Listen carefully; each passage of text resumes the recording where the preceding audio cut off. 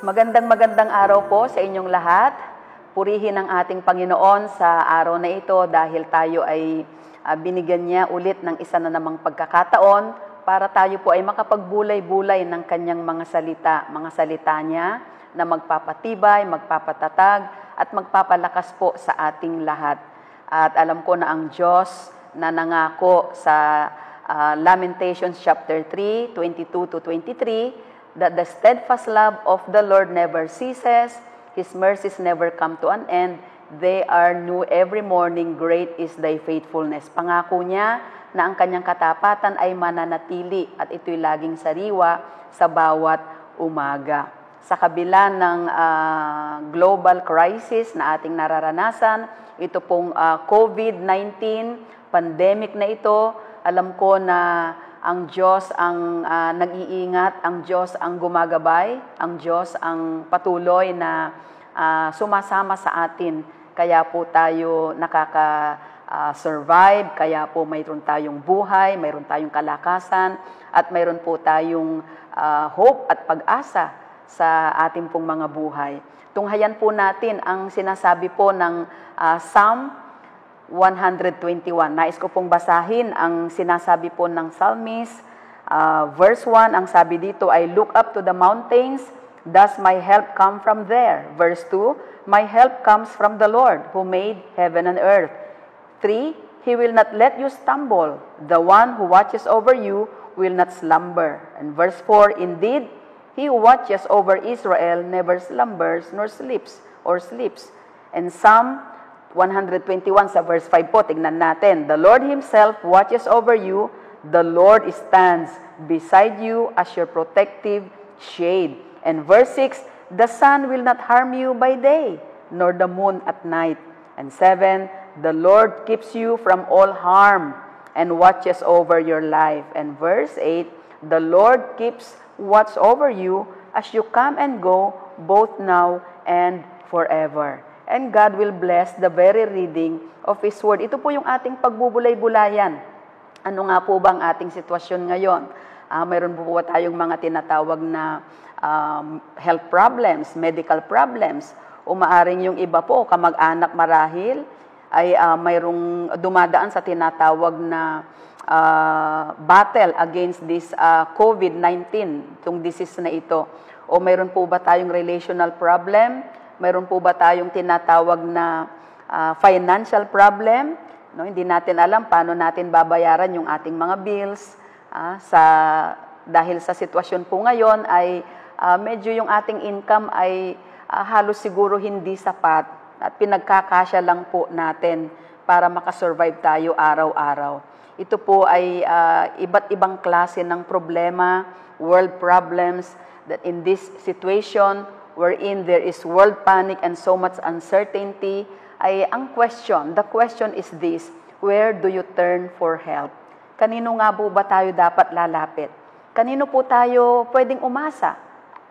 So sinasabi po ng Psalm 121, ang tugon sa tanong na ito, where do you turn for help? Alam niyo po, nakakatuwang isipin na dito mismo sa salita ng ating Panginoon ay masusumpungan natin that our God is qualified to help. He's more than qualified to help.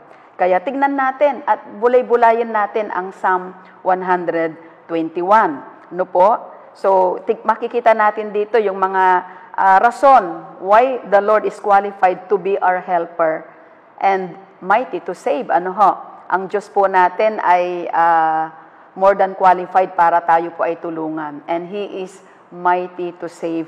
Una po, He is qualified to help because He is the Creator.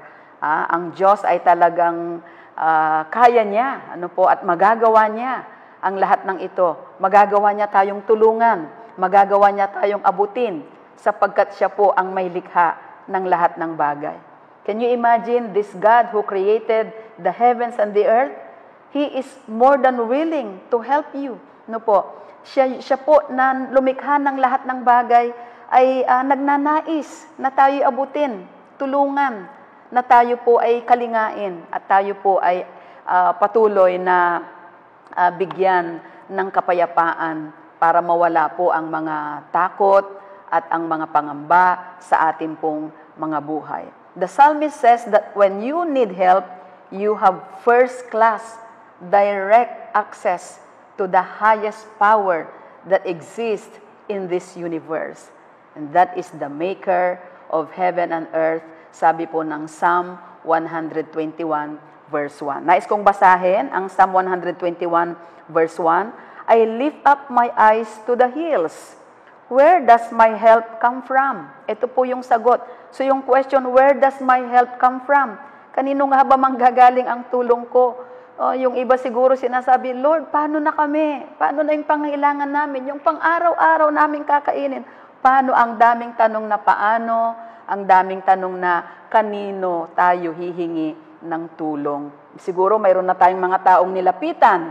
Mayroon na tayong mga taong talagang hiningan ng tulong. Sa umpisa ay natulungan tayo, pero sa pangalawa, pangatlo, parang wala na ring maibibigay sa atin.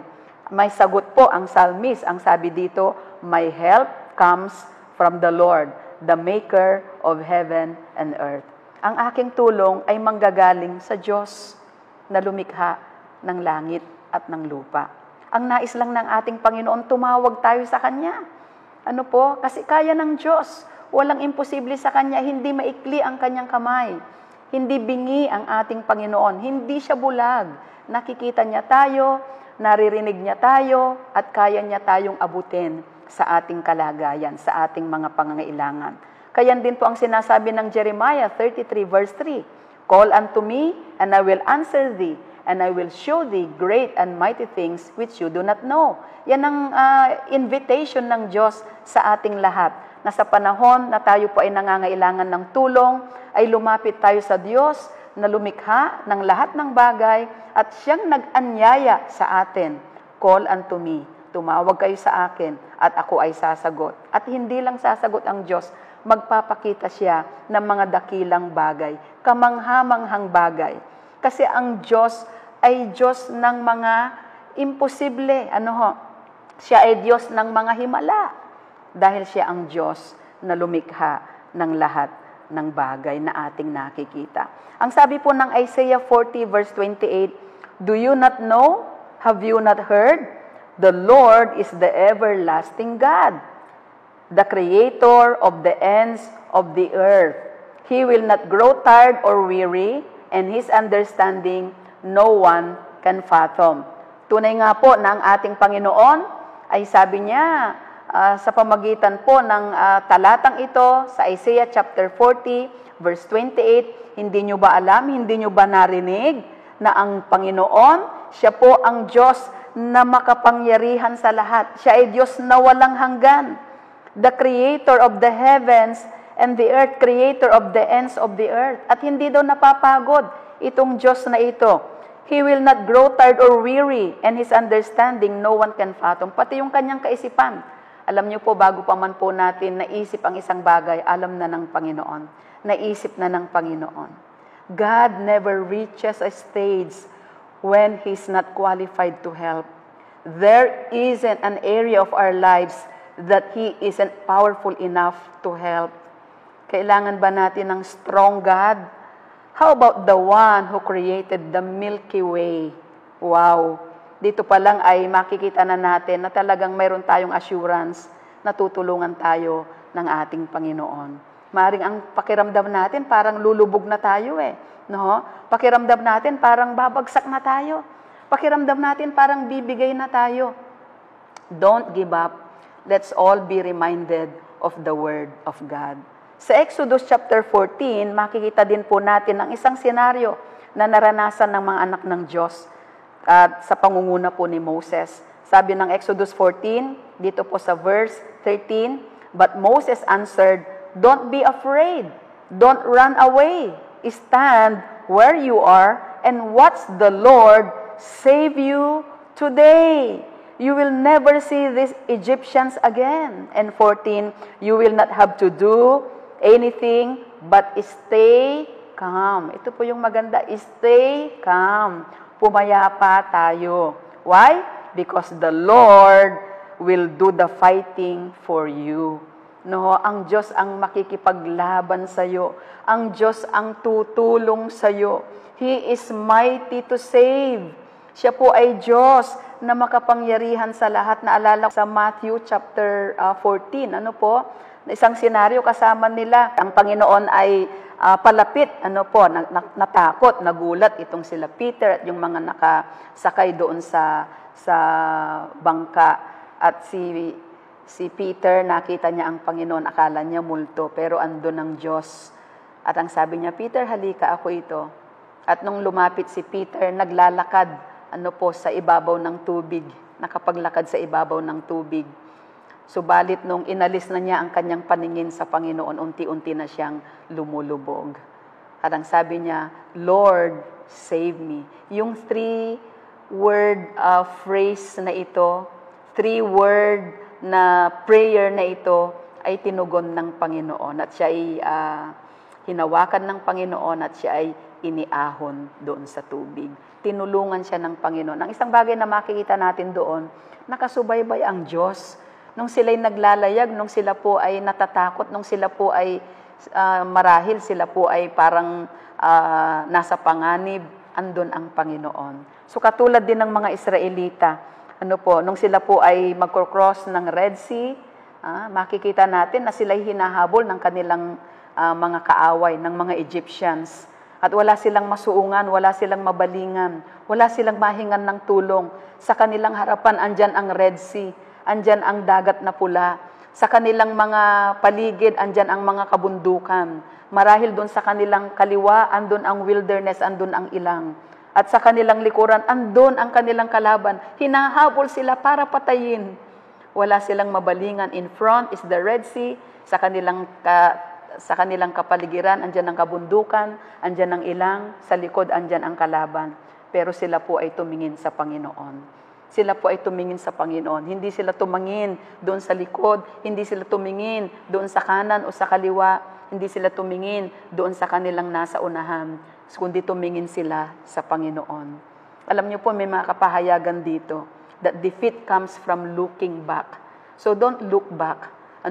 Distraction comes from looking around. Kapag titingin ka sa paligid, nako, may ganito. Yung mga PUMs, yung PUIs, nako, yung ating ekonomiya, etc. So, ang dami po nating mga bagay na iniisip na minsan nakaka-distract sa atin. Discouragement comes from looking down. Na kapag tayo ay nadismaya na, lugmok na tayo. Ang tendency, nakalupaypay ho tayo. But our deliverance comes from looking up. Ang ating kaligtasan ay manggagaling doon sa Diyos na nasa itaas, na siyang nangakong hindi niya tayo pababayaan. In the book of Zephaniah, chapter 3, titingnan po natin ang sinasabi ng Zephaniah, chapter 3, verse 17. Sabi dito, the Lord your God is in your midst, a mighty one who will save. He will rejoice over you with gladness. He will quiet you with His love, or by His love. He will exalt over you with loud singing.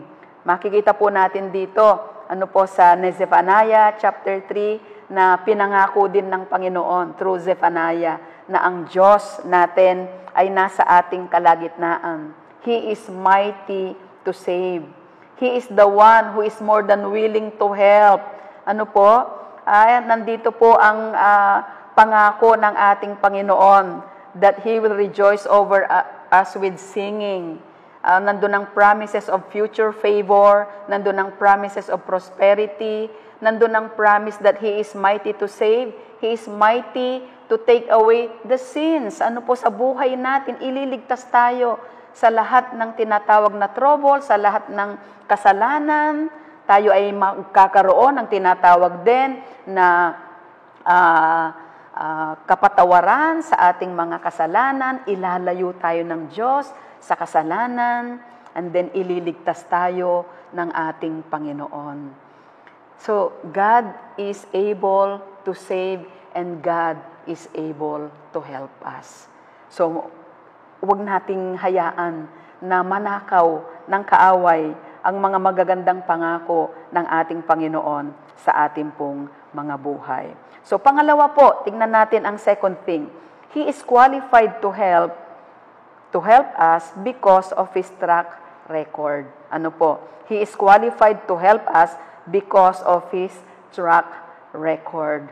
Kung titignan natin mula Genesis hanggang Revelation, hindi kailanman nagbago ang kapangyarihan ng Diyos. Hindi kailanman nagbago ang kanyang kaloobang magligtas. Hindi kailanman nagbago ang kanyang kaloobang tumulong. Hindi kailanman nagbago ang kanyang kaloobang magpatawad. Siya ho noon, ngayon, at magpakailanman. Ang sabi ng Psalm 121, verses 3 and 4, He will not let your foot sleep. He who watches over you will not slumber. Indeed, He who watches over Israel will neither slumber nor sleep. So makikita natin dito ang pangako ng ating Panginoon. Hindi siya natutulog. Hindi nagpapahinga. Makikita natin ang track record ng Panginoon. Walang senaryo sa Bible na ang Diyos binigo niya ang kanyang mga anak. Hindi po tayo bibiguin ng Panginoon. In 2 Chronicles chapter 20 ay makita po natin ang mga Israelita na sila po ay nasa panganib. Sila po ay nasa isang pakikipaglaban o pakikipagdigmaan. Ang sabi ng 2 Chronicles chapter 20 sa verse 12, Our God punish those people. We don't have the strength to stop this large army that is coming against us. We don't know what to do. We are looking to you for help. Ano po, sinasabi po dito na ng mga Israelita sa pangunguna po ng kanilang hari na si Jehoshaphat. Ang sabing ganon, Lord, napakarami nitong mga kalaban namin. Hindi na namin alam ang gagawin namin. Kailangan namin ang iyong tulong. At sa verse 15 at 17, verses 15 and 17, Jehaziel said, Listen to me, King Jehoshaphat, and everyone living in Judah and Jerusalem. The Lord says this to you, Don't be afraid or worry about this large army, because the battle is not your battle. It is God's battle. You will not have to fight this battle. Just stand there and watch the Lord save you. Judah and Jerusalem, don't be afraid. Don't worry, because the Lord is with you. So go out to stand against those people. Natatakot ho ba tayo ngayon? Parang ang daming problema. Parang ang daming laban. Ang daming challenges. Nandyan ng pressure. Andyan ng may sakit marahil. Andyan ng kahirapan. Andyan ng kakulangan. Napakadami. Hindi na natin alam ang gagawin natin. Katulad nung sinabi ng mga Israelita sa pangunguna ni King Jehoshaphat, Lord, we don't know what to do. Hindi namin alam. We are looking for help. Parang sinasabing, help us, Lord. Sa araw na ito, sana ganun din ang ating maging pasya desisyon na lumapit tayo sa Panginoon. Sabihin na natin, Lord, hindi namin kaya. Wala kaming magagawa. Sa'yo kami aasa. Sa'yo kami hihingi ng tulong. At sila'y tinulungan ng Panginoon, yung kanila mismong mga kalaban, sila mismo nagpatayan. God is to the rescue. Ano po? Andyan sa panahon na kailangan natin siya, He is more than willing to rescue us. Hindi natutulog ang Diyos. Tignan po natin ang pangatlong bagay, no po, na sinasabi po ng Psalm 121. He is qualified to help because He takes a personal interest in you. Wow! He takes a personal interest in you. Ibig sabihin, may pakialam ang Diyos sa atin. Ibig sabihin, sinusubaybayan tayo ng Panginoon. And God knows every detail of your life. Not only does He know it, but He cares. He's so much interested in you. Sabi po yan ng verse 5 ng Psalm 121. Sabi dito, The Lord is your protector. The Lord stands by your side, shading and protecting you. Sa ibang translation, the Lord watches over you. The Lord is your shade at your right hand. The sun will not harm you by day nor the moon by night. So nakakatuwa po ang sinasabi ng Panginoon. The Lord will keep you from all harm. He will watch over your life. The Lord will watch over your coming and going both now and forevermore. Tanyo po, bawat detalye ng buhay natin ay tinitignan ng Panginoon. Sobra akong na humanga doon sa salitang, the Lord watches over you. Nakatingin ang Panginoon. Ilang beses po yon na binanggit, the Lord will watch over your coming and your going. Yung iyong pagpasok sa tahanan mo, yung paglabas mo ng tahanan, andyan ang Panginoon. Pupunta ka sa office, lalabas ka ng office, sa trabaho mo, kasama mo ang Panginoon. Sasakay ka sa sasakyan, bababa ka ng sasakyan, saan ka man pumunta, nakasubaybay ang Diyos. Sobra siyang interesado sa iyo, sa kapakanan mo, sa kabutihan mo, sa pagtatagumpay mo, sa mga pagpapala mo. Sobrang interesado ang ating Panginoon.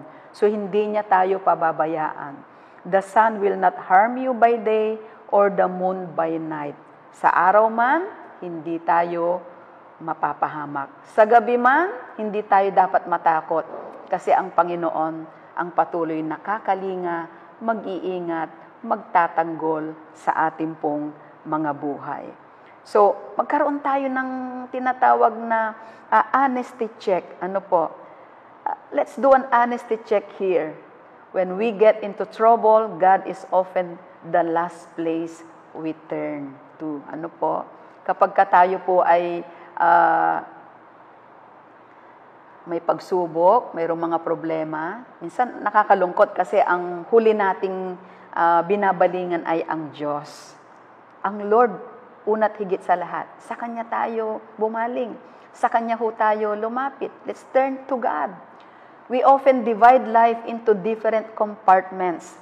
There's the career compartment, the financial compartment, the relational compartment, and the spiritual compartment. Dinidivide po natin yung ating buhay sa iba't ibang compartment. Parang sa spiritual lang kailangan ko ang Diyos, pero hindi ko na siya kailangan sa financial aspect, relational aspect, doon sa health aspect. Hindi po. Ang Diyos po siya po ay 40 niya ang magpagaling. 40 niya ang magpala. Siya yun. Kaya po niya na pagpalain tayo sa lahat ng aspeto at area ng ating buhay. Piliin nating magtiwala sa ating Panginoon. Lumapit po tayo sa Kanya. Araw at gabi, maaasahan natin ang Kanyang tulong. Ang Kanyang tulong ay hindi nahuhuli, hindi nauuna, dumarating sa tamang panahon. Ano po ang tulong ng ating Panginoon? So, tama yung sabi ng Psalm 46 verse 1. The Lord is my refuge, a very present help in times of trouble. A very present help in times of trouble. Ang ibig sabihin nun, andyan siya lagi handang sumaklolo sa panahon ng pangangailangan. Handang sumaklolo sa panahon ng kagipitan. Handang sumaklolo sa panahon ng kahirapan, sa panahon ng sakit, sa panahon ng kagulumihanan. Sa lahat ng panahon, handang tumulong ang ating Panginoon. So sa mga sandali pong ito, tayo po ay lalapit sa Diyos na ito. Kanino nga po ba manggagaling ang ating tulong? Sinugot po ng Psalm, my help comes from the Lord, the Creator or the Maker of the heavens and the earth. So lalapit tayo sa Diyos. At sa paglapit natin sa Kanya, buong puso, buong isip, buong lakas, buong kaluluwa, ilagak natin lahat sa Kanya. Wala tayong ititira. Ano po, lahat-lahat ibigay natin. Hindi yung, oh Lord, ito na lang yung ibibigay ko kasi mabibigat na problema. Pero yung mga magagaan, akin na lang yun. No. Let's cast all our cares upon Jesus, upon the Lord, for He truly cares for you and me. Ilagak natin lahat sa ating Panginoon. Ipagkatiwala natin lahat sa Kanya. Ang sitwasyon natin, ang pamilya natin, ang karir natin, ang trabaho natin, ang negosyo. Ano po, ipagkatiwala natin lahat sa Panginoon. Tayo po na mga nagsisipaglingkod din sa Panginoon. Ipagkatiwala natin sa Lord ang kanyang church, no? Ang kanyang mga tupa, ang mga sheep, ang mga kapatiran na hindi natin halos sila nakikita. Ilang linggo na, ilang araw na rin po. No po? So ang magagawa lang natin is to pray for them and to entrust them to our God who is more than able to bless them and save them and rescue them and deliver them from all troubles. So tayo po ay manalangin sa ating Panginoon sa oras na ito at patuloy tayong lalapit sa Diyos na napakabuti at napakamakapangyarihan sa lahat. Dakilang Diyos, salamat po ng marami. Salamat sa katotohanan na ang aming tulong ay sa iyo magmumula. Na ang aming tulong ay sa iyo manggagaling. Na wala kang pinipiling oras, wala kang pinipiling panahon. Sa lahat ng panahon, pwede ka naming asahan. And Lord, today, we choose to associate with you. We choose to come to you. We choose to approach you, Lord, and we choose to seek your face ngayong pong umagang ito. Patuloy na kami ay lingapin nyo ang bawat isa na sumubaybay, Panginoon, sa exhortation ng iyong mga salita sa araw na ito. Pangunahan niyo po silang lahat, gabayan niyo po silang lahat, tulungan niyo po silang lahat, Panginoon, at habang sila'y nagtitiwala sa iyo, huwag mo silang biguin. Instead, Lord, ensure victory over their challenges. Instead, Lord, strengthen their feebleness, strengthen their hands, Lord, and bless them supernaturally, abundantly, and miraculously. Heal them, Lord. Strengthen them, O God.